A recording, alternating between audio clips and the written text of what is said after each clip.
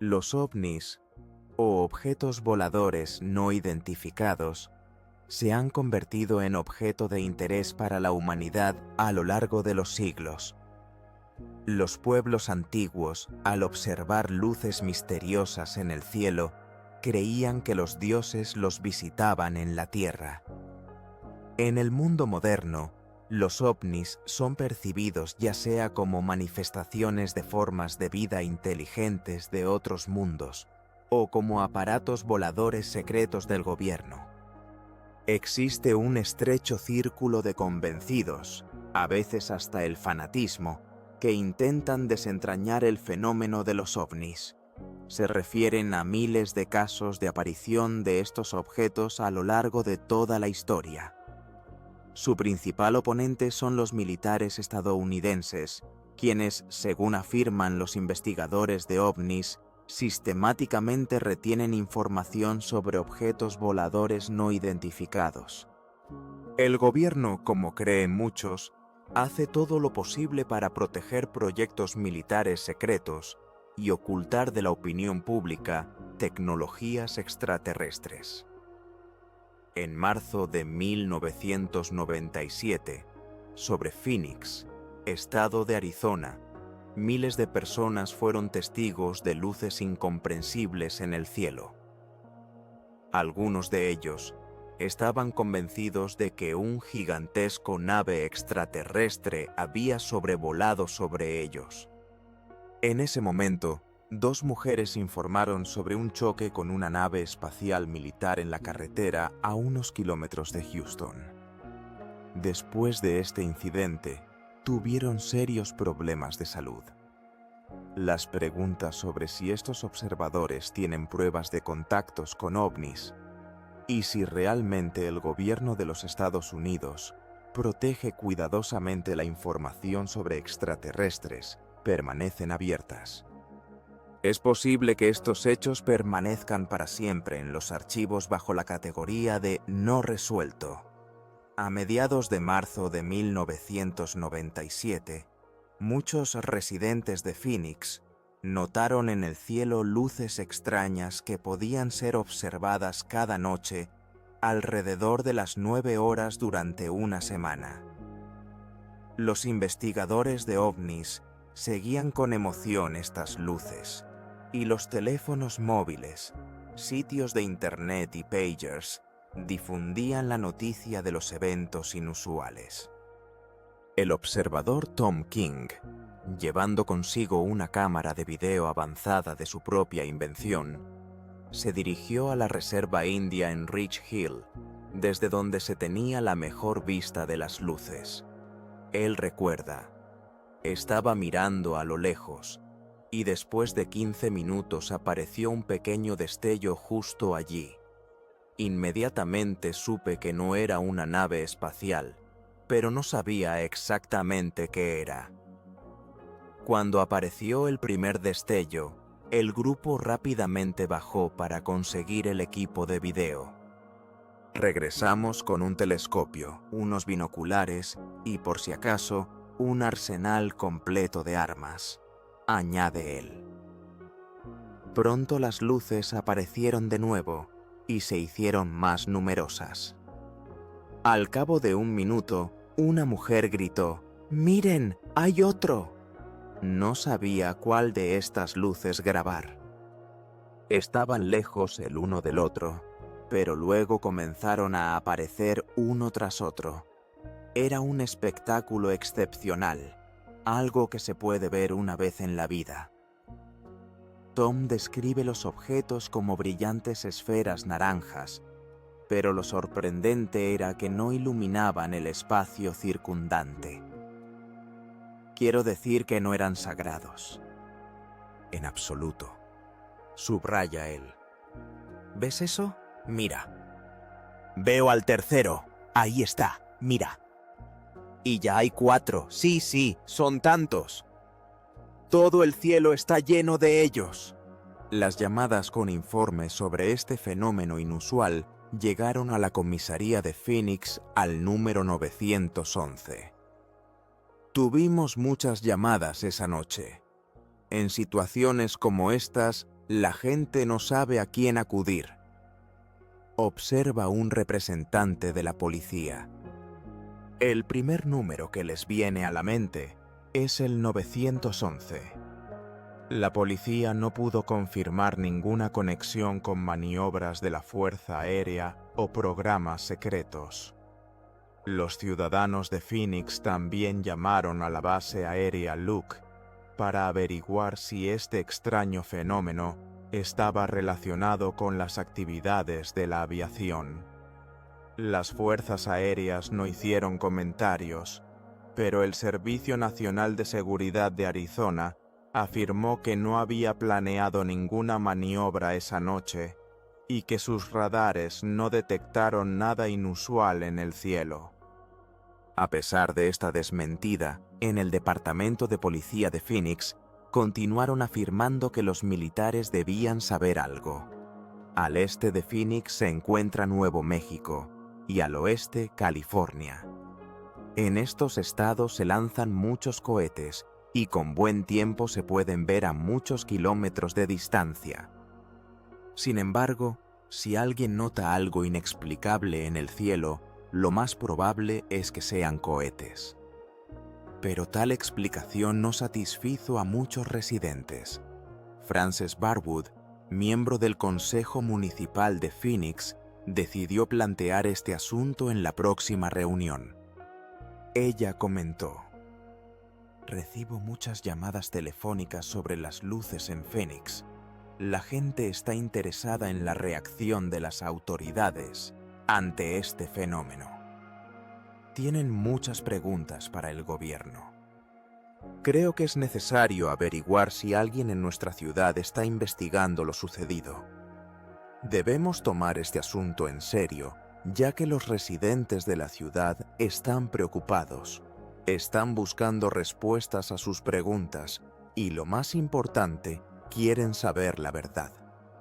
Creo que tienen derecho a ello. Les insto a que se ocupen de este asunto". Después de su intervención, reinó el silencio en la sala, y los miembros del consejo no reaccionaron de ninguna manera a su propuesta. Más tarde, uno de los asistentes del alcalde se acercó a ella y le dijo que las autoridades no querían tratar este tema y que no debía haberlo planteado. Después de la reunión, Frances Barwood se enfrentó a burlas en la prensa por parte de algunos colegas del consejo. A ella y a muchos residentes de Phoenix les quedó claro que el gobierno no tenía intención de llevar a cabo una investigación seria. El 13 de marzo de 1997, extrañas luces aparecieron en el cielo sobre Phoenix. Miles de testigos informaron sobre sus observaciones, y muchos capturaron estas luces en película, lo que se convirtió en la principal evidencia de la aparición de un ovni. Mientras el público exigía aclaraciones, los militares se negaban a comentar sobre la situación, y el gobierno de la ciudad ignoraba los llamados para llevar a cabo una investigación. Los observadores del espacio decidieron tomar el asunto en sus propias manos.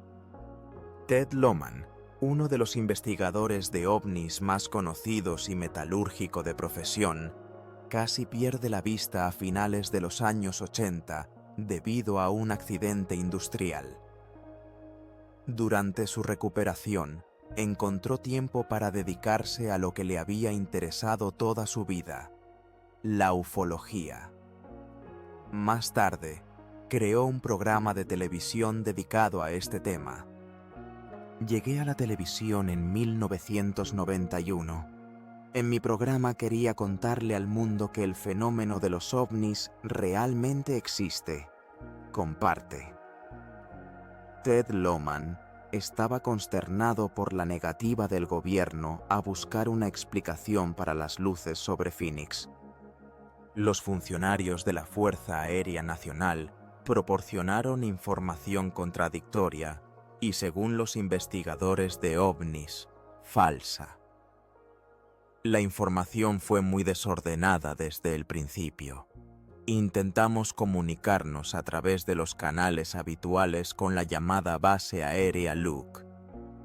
Una mujer al otro lado de la línea dijo que tenían una avalancha de llamadas. Solo unos minutos después, comenzaron a afirmar que absolutamente nada estaba sucediendo. Luego, unos meses después, comenzaron a decir que había habido algunas explosiones en la zona. La Agencia de Seguridad Nacional Arizona inicialmente declaró que el 13 de marzo no había aviones en el cielo. Sin embargo, en mayo, después de críticas publicadas en el periódico USA Today, cambiaron su posición, afirmando que eran cohetes de señalización lanzados por representantes de la Agencia de Seguridad Nacional del estado de Maryland con fines de entrenamiento. Jim Delitoso, presidente de una empresa que se dedica a gráficos por computadora para productos de entretenimiento y la industria aeroespacial, también está interesado en los ovnis. A menudo colabora con investigadores, analizando fotos y videos que documentan supuestos contactos. Hemos estudiado la imagen de un ovni a petición de otros investigadores durante más de 20 años. Somos como un laboratorio independiente. Investigadores de Rusia, Brasil, Canadá y muchos otros países se comunican con nosotros. Cuando en marzo de 1997 aparecieron luces sobre Phoenix, en este laboratorio estábamos evaluándolas sin intentar probar que se trataba de una nave espacial extraterrestre. Se realizan mediciones para complementar la base de datos. Jim Delitoso, al igual que su colega Lohmann, considera que la versión de la Fuerza Aérea sobre cohetes de señalización no es correcta.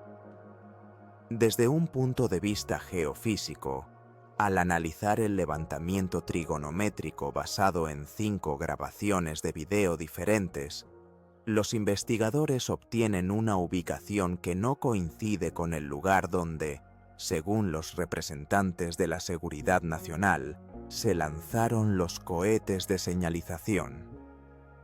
Además, el lanzamiento de cohetes de señalización duró solo 10 minutos, mientras que el evento en cuestión se prolongó durante varias horas la noche del 13 de marzo. La diferencia, según él, es bastante notable. Él subraya: las luces que volaban sobre nosotros esa noche definitivamente no eran cohetes de señalización. Según su experiencia en Vietnam, ha visto cohetes lanzados por cazas derribados. Los cohetes de señalización tienen un parpadeo característico y están suspendidos de un paracaídas, lo que les impide tener una forma geométrica clara. Cualquier piloto militar te lo confirmará, añade, insistiendo en que debe haber otra explicación.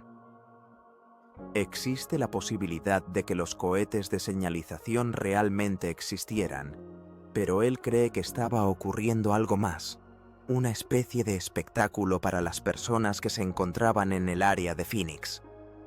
Duró demasiado tiempo para ser simplemente una serie de 5 cohetes de señalización, dice, cuestionándose qué fue lo que realmente sucedió el 13 de marzo de 1997. Miles de residentes de Phoenix afirmaron haber visto una nave extraterrestre pasando sobre ellos alrededor de las 9 de la noche. Los escépticos cuestionan los métodos de investigación de los ufólogos, afirmando que la carga de la prueba recae en quien habla sobre el ovni, no en quienes intentan refutarlo. Debes presentar pruebas que no admitan otra explicación, más lógica y probable, subraya. Varios meses después, el Servicio de Seguridad Nacional finalmente dio una explicación oficial sobre las luces sobre Phoenix, afirmando que estos fenómenos fueron causados por las maniobras de un avión desconocido sobre el sur de Arizona. La grabación, realizada a las 8:30, fue el resultado de la intersección de un avión en el territorio de la zona. Más tarde, alrededor de 10 horas, fueron cohetes de señalización lanzados por el Servicio de Seguridad Nacional de Maryland, que se encontraban en el rango de 810 al sureste de Phoenix. Algunos investigadores de ovnis afirman que los cohetes de señalización pudieron haber causado el efecto observado alrededor de las 9 de la noche, pero también señalan que un avión convencional no podría haber parecido un objeto volador en forma de cuña, que fue lo que vieron los testigos esa noche. El modelo de desarrollo de los acontecimientos recuerda a uno militar. Si se analiza la trayectoria del vuelo, esto es muy significativo, y si se continúa hacia el noroeste de Henderson, se puede llegar a la zona de la base aérea militar de Nellis y a la zona 51. Esta información es interesante, ya que la zona 51 es una meca para los investigadores de ovnis, una base militar en el desierto de Nevada, no marcada en los mapas estatales. Los investigadores de ovnis creen que el gobierno oculta muchos secretos relacionados con los ovnis en esta base sin nombre. Los primeros informes sobre fenómenos inusuales llegaron del noroeste y marcaron con precisión la ruta. Una gran cantidad de especulaciones fue provocada por algo que se movía desde la base aérea de Nellis o la zona 51, posiblemente algún avión espía supersecreto que volaba en esa dirección. Estos entusiastas que observan el cielo están seguros de que no conocen la razón exacta de la aparición de las luces el 13 de marzo. La teoría sobre los aviones espías existe junto con las afirmaciones sobre naves extraterrestres, y todas estas teorías subrayan una cierta desconfianza hacia el gobierno. La verdad es lo principal que queremos averiguar, dice él, añadiendo que quizás, cuando la obtengan, no les gustará, pero es necesario saberlo. Muchos residentes de Phoenix, incluidos miembros del Consejo Municipal, han expresado su deseo de investigar lo sucedido. Tom King, un observador de ovnis, comparte su descontento. Yo pago impuestos al Tesoro y de alguna manera financio el combustible de aviación y esos aviones a reacción que realizan ejercicios. Y cuando tengo preguntas serias, exijo respuestas concretas. Él subraya que existe una ley no escrita de que, al estar en el gobierno, no se pueden hacer preguntas sobre tales cosas. Obviamente esa noche algo salió a la luz. Cientos de personas me contaron lo que vieron. Todos describen lo mismo. ¿Qué fue eso allí? A pesar de las protestas activas del público, los militares insisten en que no tienen nada más que decir sobre las luces sobre Phoenix en marzo de 1997. ¿Lo ven? Miren, son luces. ¿Qué es eso? Los veo muy bien. Luego, la historia nos lleva a la fatídica reunión de 3 texanos con un ovni que cambió sus vidas y arruinó su salud. Algunos de ellos se convirtieron en entusiastas de los ovnis después del llamado contacto cercano, creyendo que habían visto extraterrestres o una nave espacial. 2 mujeres cuentan que sus vidas cambiaron catastróficamente después de encontrarse con una nave espacial no identificada, y la comunidad de entusiastas de los ovnis se convirtió en el único lugar al que podían acudir en busca de ayuda. Betty Cash, propietaria de un café en Dayton, un pequeño pueblo a unos 70 kilómetros al norte de Houston, recuerda su encuentro.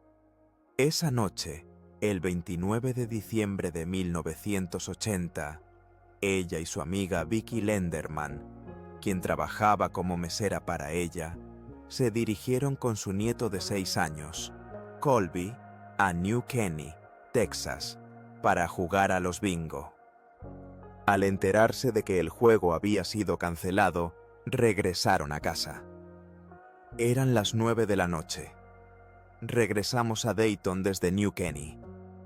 De repente Colby dijo: «Abuela, ¿qué es esa luz brillante?». La luz se acercaba a la carretera. Vicky gritó para que Betty se detuviera. Ella dijo: «Betty, se está moviendo directamente hacia nosotros. ¡Detente!». Me detuve y salí del coche. Tenía mucha curiosidad. Después de la lluvia, no podían salir de la carretera, así que solo podían detenerse. Betty salió al borde de la carretera, sosteniendo a Colby. Lo abracé por si intentaba escapar de aquí. En ese momento, vieron en el cielo un objeto de forma indefinida que se asemejaba a un avión en apuros. Volaba justo sobre la carretera, arrojando chorros de calor y llamas hacia abajo. Tenía forma de diamante, quiero decir, se parecía a eso, y de su parte inferior salían lenguas de fuego. Betty estaba terriblemente curiosa y estaba decidida a averiguar qué era eso. La luz era tan brillante que me deslumbró. Levanté la mano y me quedé así, tratando de averiguar todo lo que podía. Vicky seguía gritando para que Betty regresara al coche, amenazando con que todos se quemarían. Me agarré del pomo para abrir la puerta del coche y me quemé muy fuerte. Las llamas de la nave calentaron el automóvil hasta el punto de que el contacto causó quemaduras severas. Una vez dentro, Betty encendió el aire acondicionado, ya que también dentro se estaba volviendo intolerablemente caliente. Aterrorizadas, observaron cómo la nave intentaba recuperar el rumbo. Finalmente, se elevó sobre la carretera y Betty logró alejarse de ese lugar maldito. La nave subía y bajaba, y luego voló lentamente hacia Houston. Justo cuando la nave se alejaba, vimos helicópteros. Eran helicópteros inusuales, parecidos a los que se utilizan para el desembarco de tropas. Yo había visto algunos así, pero solo en películas sobre Vietnam. Betty contó 23 helicópteros, mientras que Vicky dijo que eran 21. Estaban persiguiendo al barco. No les preocupaba en absoluto nuestra presencia abajo en la carretera. Los helicópteros se movían en la misma dirección que el barco, y Betty seguía su trayectoria, notando que ni se alejaban ni se acercaban. De Tikesh, a toda velocidad, alejaba el coche, mientras Vicky Landrum intentaba calmar a su nieto.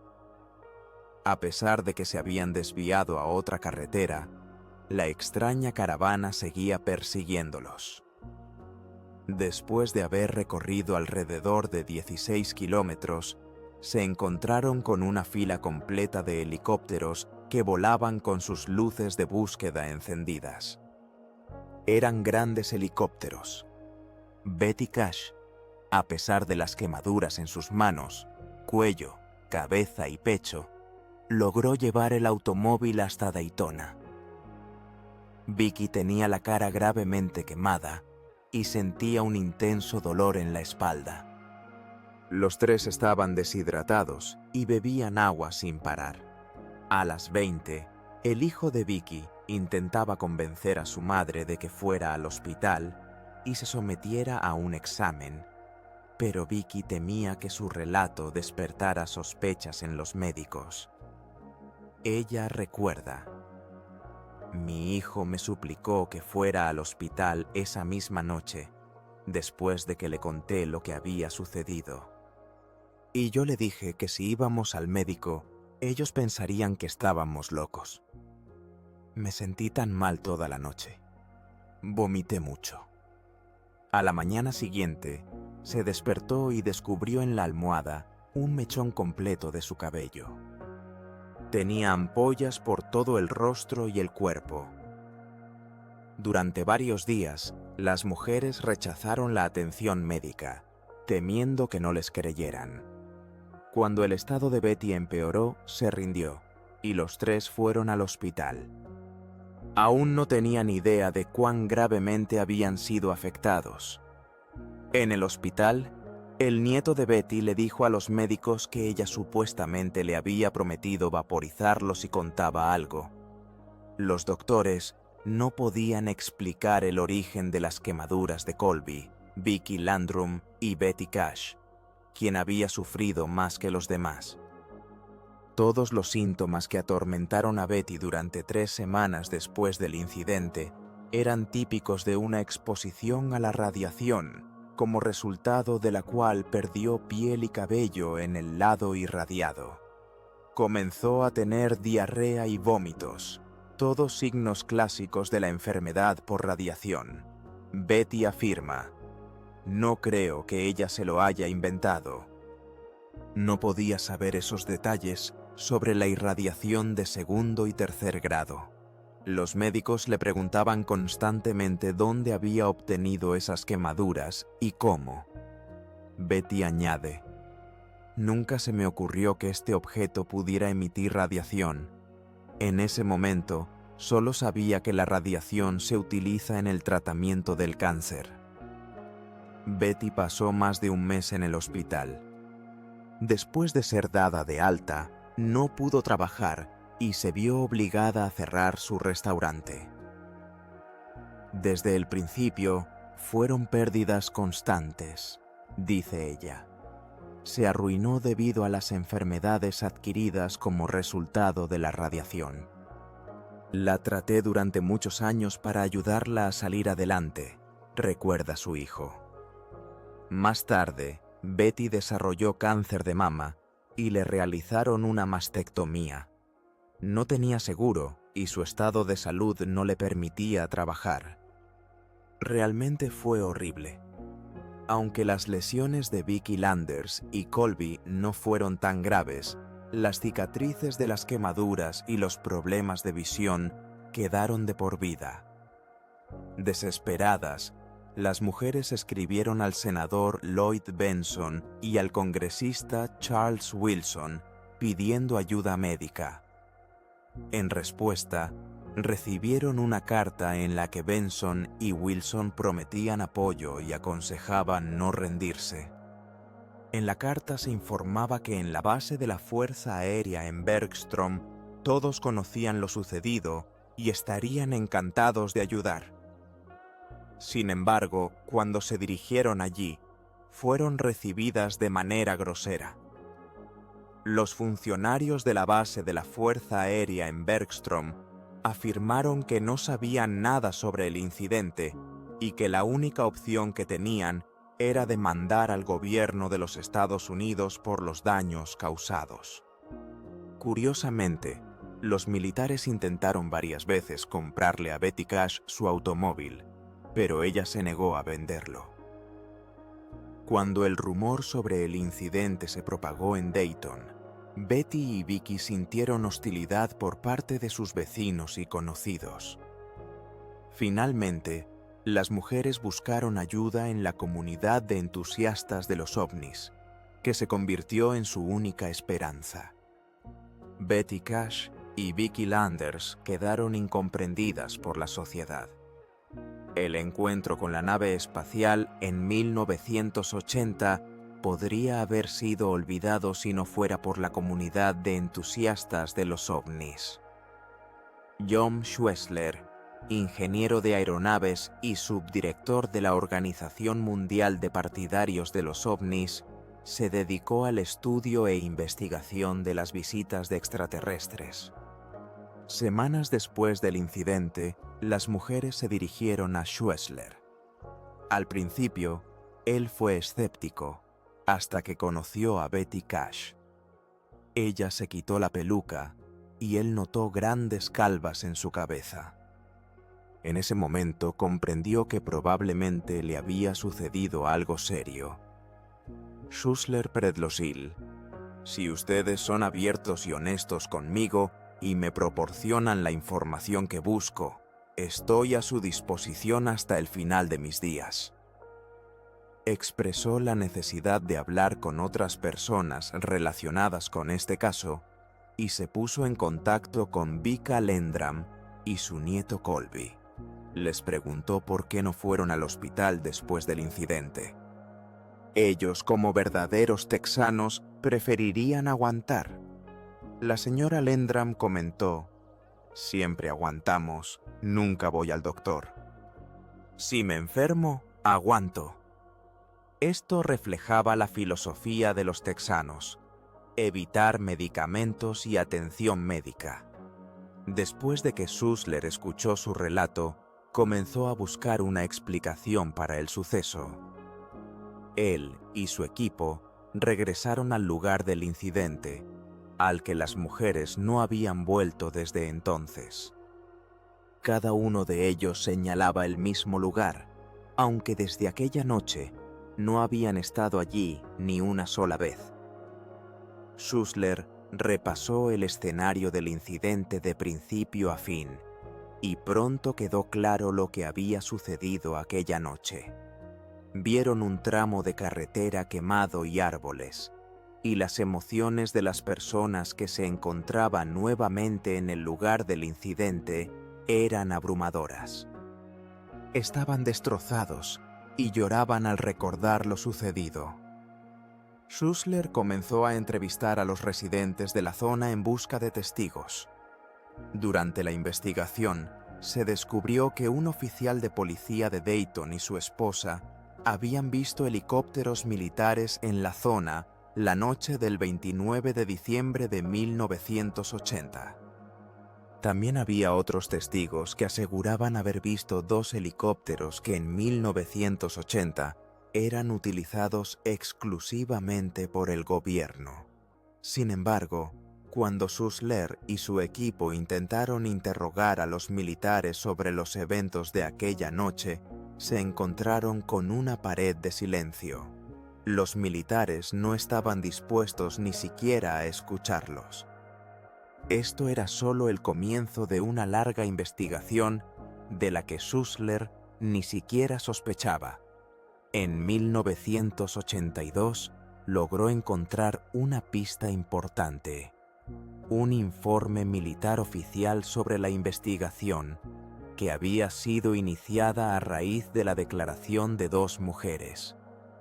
Comprendiendo la importancia de esta evidencia, Vicky y Betty contrataron a un abogado de renombre. Schussler señaló: esta historia me pareció veraz. A menudo he tratado con personas que inventan historias sobre sus encuentros con ovnis. No creo que este caso haya sido inventado. Y los hechos respaldan mis suposiciones. Casi 6 años después del incidente, Betty Cash y Vicky Lendram esperaban hacer justicia. Presentaron una solicitud en la oficina del fiscal del estado de Houston, y las audiencias preliminares fueron programadas para agosto de 1986.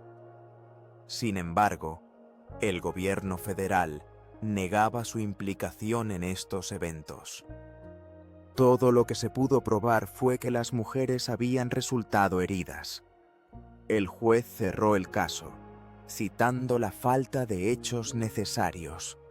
Todas las esperanzas se desvanecieron. Al final, Betty Cash y Vicky Landrum abandonaron Texas para escapar de los dolorosos recuerdos del pasado. 18 años después, cuando los tabloides y los periódicos locales estaban cansados de esta historia, otro investigador de ovnis continuaba buscando explicaciones.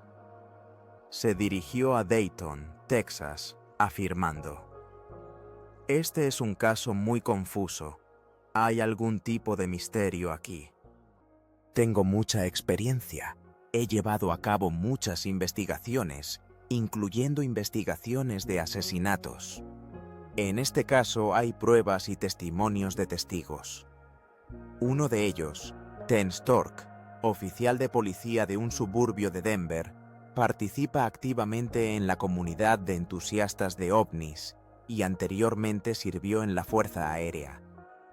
Compartió que durante su servicio lo obligaron a firmar un documento que prohibía discutir cualquier evento relacionado con ovnis. Esta involuntaria complicidad en la política de encubrimiento del gobierno lo llevó a comprender las experiencias de Betty Cash y Vicky Landrum, quienes se enfrentaron a lo desconocido. Según Betty Cash, Vicky Landrum y John Schwessler fueron testigos de la aparición de un objeto brillante en forma de diamante que emitía una poderosa energía similar a una llama. Esta nave, que descendió del cielo, irradiaba radiación y un intenso calor que derretía y quemaba todo a su paso. Incluso la pintura en el techo de su automóvil comenzó a burbujear por la exposición. Ahora se encuentran en el lugar de los hechos, y Betty siente que realmente sucedió algo aquí. John Schwessler, quien visitó este lugar 3 semanas después del incidente, notó cambios en la carretera. Relató que el tramo donde ocurrió el contacto había sido excavado y reemplazado, a pesar de las afirmaciones de todas las agencias de carreteras de que no se habían realizado trabajos. Esto le generó sospechas. Schwessler también observó que entre 6 y 8 semanas después, la misma cuadrilla regresó a este lugar para volver a excavar y pavimentar el tramo. En el proceso de estos trabajos, se retiraron varios centímetros de tierra de la superficie, y si se observa detenidamente, se puede notar un cambio abrupto en la estructura del pavimento. Este cambio se observa solo en este lugar específico de la carretera, lo que claramente indica algo más que un simple error de los trabajadores de la carretera. Stork añade que desaparecieron los árboles jóvenes que crecían a lo largo de la carretera. En este tramo no hay ninguno, mientras que a lo lejos, a una distancia de 50 metros, se pueden ver árboles, posiblemente incluso más viejos. Esto plantea preguntas. ¿Por qué no quedaron árboles jóvenes en este lugar? ¿Fueron desenterrados y, si es así, para qué? Los investigadores sugieren que las fuerzas militares de los Estados Unidos podrían haber reparado el camino para ocultar las pruebas de un encuentro inexplicable entre Betty Cash y Vicky Landrum. Stork está convencido de que existen más pruebas no reveladas y espera que, al continuar actuando y presionando a las autoridades, puedan obtener respuestas a muchas preguntas. Sueña con encontrar a alguien que no tenga miedo de admitir: estuve en ese helicóptero, estuve allí, y lamento mucho lo que les sucedió a esas personas. Stork enfatiza la importancia de que los entusiastas de los ovnis continúen trabajando en estos problemas hasta que se alcance la verdad. Quizás esto conduzca a una revelación del gobierno. Cuando las personas se enfrentan a ovnis, necesitan ayuda. Sin embargo, los funcionarios de la NASA y de la base de la Fuerza Aérea Bergstrom se negaron a comentar sobre este caso. Betty y Vicky creen que el gobierno les ha mentido sobre su falta de implicación desde el principio. Betty expresó sus sentimientos. Destruyeron mi salud. Destruyeron mi vida. ¿Qué más pueden hacer? ¿Solo matarme? Y probablemente lo harían con gusto, pero soy muy obstinada y realmente quiero hacer justicia. Voy a luchar hasta el final. Desafortunadamente, Betty y Vicky se convirtieron en víctimas de un programa militar secreto. Se dirigieron a un tribunal federal, pero perdieron el caso, sin poder demostrar que todo lo que les sucedió fue el resultado de alguna acción gubernamental. Stork cree que simplemente sucumbieron al pánico y añade que la mayoría de los informes de contactos con ovnis resultan ser fraudes y mentiras deliberadas. El Tribunal Federal, en su opinión, está de acuerdo con este punto de vista. Los investigadores de ovnis subrayan que en este incidente hay demasiadas coincidencias como para considerarlo una invención. Las fuertes irradiaciones no son la única prueba de la realidad de lo sucedido. En este caso se combinan muchos factores. Un gran número de testigos que vieron todo con sus propios ojos y síntomas médicos. Esto es suficiente para iniciar una investigación, como se pensaba entonces. Uno de los testigos, Tom King, expresa su creencia de que Betty Cash, Vicky Landrum y Colby realmente se encontraron con algo inexplicable. Añade que su intuición le dice que el gobierno tiene la relación más directa con esto. En su opinión, es necesario hacer un gran esfuerzo para llegar a la verdad. Sin embargo, los críticos afirman que faltan los hechos más simples para corroborar la mayoría de los llamados contactos con ovnis. Si no se han recolectado suficientes pruebas para un análisis objetivo, no importa cuán grandioso parezca su experiencia. La gente exigirá pruebas en las que se pueda confiar. Los escépticos rechazan las teorías de conspiración que rodean los casos de ovnis y afirman que al gobierno no le interesa en absoluto ocultar la verdad. Después de que algo ya ha ocurrido, se puede presentar ese evento de cualquier manera y hacer que parezca muy extraño. Todo esto es muy subjetivo, y el gobierno tiene todas las razones para mentir, como afirma King, citando numerosos casos en los que lo han atrapado con las manos en la masa.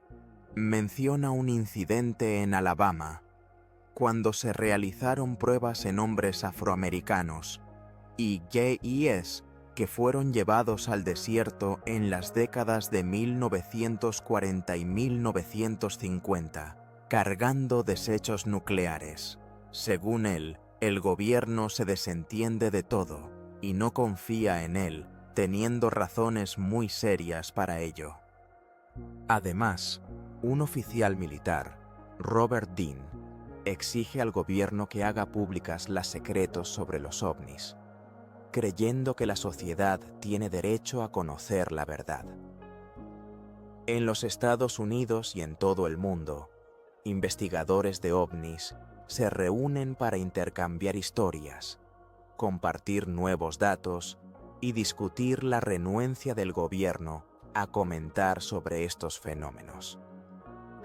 Dean, quien ocupó altos cargos en la OTAN en la década de 1960, habla de un documento clasificado como ultra secreto, que contiene información sobre incidentes relacionados con ovnis que, según él, casi provocaron una tercera guerra mundial.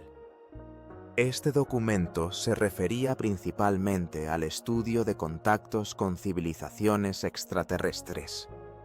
En ese período, grandes objetos redondos aparecían a menudo sobre Europa, volando en grupos y desapareciendo de los radares de la OTAN sobre el mar de Noruega.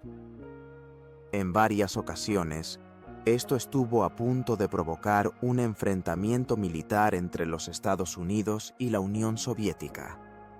Dean recuerda: una vez entendí que los ovnis son una realidad, no un mito ni una leyenda. Me impactó tanto como nada antes, pero afortunadamente no se llegó al conflicto. Dean y su esposa Cecilia crearon una organización, Stargate International, para preparar y hacer lobby en el Congreso sobre cuestiones relacionadas con los ovnis. Su objetivo es descubrir la verdad sobre los ovnis y la inteligencia extraterrestre. Dean afirma: queremos saber la verdad. Esta verdad ha sido silenciada durante muchos años no solo por nuestro gobierno, sino por prácticamente todos los gobiernos del planeta. Pero ahora ha llegado el momento de contarle a la gente todo. El objetivo de su organización es influir en el gobierno y el Congreso. Dean subraya la necesidad de llevar a cabo una audiencia en el Congreso para hacer públicos los materiales y testimonios contemporáneos sobre los ovnis. Aunque esto no será un diálogo directo con el gobierno, al menos podrán atraer su atención. Él considera que la política gubernamental de negación de la existencia de ovnis y la ocultación de pruebas violan los derechos constitucionales de los ciudadanos de los Estados Unidos. Alguna vez juré que, si fuera necesario, daría mi vida para proteger la Constitución de los Estados Unidos. Y para mí, esto es un juramento serio, dice él, añadiendo que ha pasado por muchas guerras de las que muchos ni siquiera tienen idea.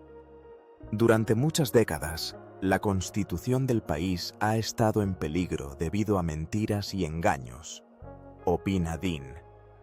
Él está convencido de que el gobierno posee cientos de hechos que pueden arrojar luz sobre los contactos con ovnis.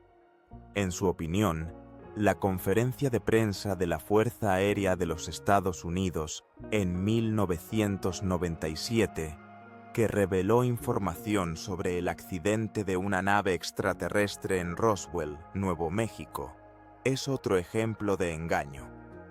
Dean enfatiza: estamos muy orgullosos del apoyo de la sociedad. Estamos seguros de que nuestro informe ha respondido a muchas preguntas y es una respuesta muy lógica y convincente. Él señala la absurdidad de las recientes declaraciones de la Fuerza Aérea sobre Roswell, que primero afirmaron que se trataba de un globo, luego lo desmintieron diciendo que era otro tipo de globo, y más tarde contaron que eran maniquíes para pruebas en situaciones de emergencia. Les digo a ustedes y a sus televidentes, no debemos tolerar esto más. Dean se pregunta si el gobierno de los Estados Unidos está ocultando a sus ciudadanos secretos sobre ovnis y civilizaciones extraterrestres. Comparte su experiencia. Tuve acceso a materiales clasificados de máxima importancia, con el más alto grado de secreto que pueda existir. No cree que los militares puedan mantener tales materiales en secreto durante tanto tiempo, especialmente secretos como los ovnis. A pesar de las afirmaciones de muchos sobre las acciones de los militares, Dean señala que estas personas no pueden presentar ninguna prueba. Sin embargo, los investigadores de ovnis continúan insistiendo en que el gobierno no desea revelar secretos y oculta pruebas de visitas extraterrestres. Luego describe su ubicación actual. Ahora estamos en esencia cerca de uno de los accesos que conducen a la Zona 51. Esta zona está rodeada de muchos mitos y nadie sabe quién la controla. Yo tengo la sensación de que allí en el desierto probablemente está enterrada una enorme cantidad de aparatos estrellados. Aunque Dean ha escuchado muchas historias y ha leído testimonios, él reconoce: no tenemos pruebas puramente físicas. Él continúa: por ejemplo, no hay una nave voladora estrellada de la Zona 51 que podamos presentar a los demás miembros de la sociedad. La mayoría de los escépticos, reconociendo la posibilidad de la existencia de otra inteligencia en el universo, no creen que haya tenido contacto alguna vez con los terrícolas. Los ovnis existen. La gente ve cosas que no puede explicar. Siempre las han visto y siempre las verán. Eso es normal. Dean afirma que los ovnis existirán, al menos mientras haya algo en este universo que esté más allá de nuestra comprensión. Si ya han estado aquí, sabemos lo que representan desde el punto de vista tecnológico. Solo nos queda esperar que vengan en paz. Él cree que el contacto ya ha ocurrido. Creo que caminan por nuestro planeta igual que nosotros. Dean sugiere que en el próximo milenio, los cambios en la sociedad y el poder harán que las personas sean capaces de aceptar a aquellos que ya han llegado y a los que llegarán. Todos tenemos un poco de miedo a estos contactos porque no tenemos absolutamente ninguna idea de lo que se puede esperar de ellos. No sabemos. Para los investigadores de ovnis, la cuestión no es si habrá contacto, sino cuándo ocurrirá. Estas personas continúan mirando al cielo y estudiando las estrellas, llevando a cabo sus propias investigaciones y tratando de presionar al gobierno en busca de pruebas de la existencia de naves extraterrestres. Sin embargo, la pregunta sobre quién habita los cielos y qué secretos nos oculta el gobierno sigue sin resolverse.